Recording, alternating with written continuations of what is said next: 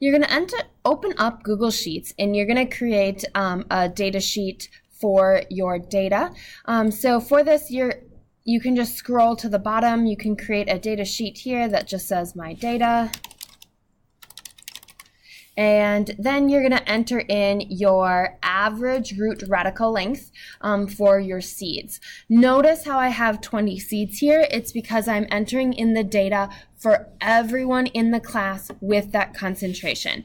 So most of you are going to have 2 to 3 people that tested the same concentration. So you're going to have 20 to 30 seeds of data entry here. So you're going to record the average root radical length for all of your seeds for that concentration. And when you're done with that, you're going to type in equals average.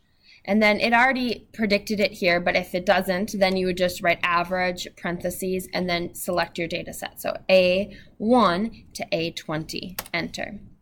And that's calculated my average. I'm just going to write that here so that I don't forget. And then I want to calculate my standard deviation. So equals standard deviation.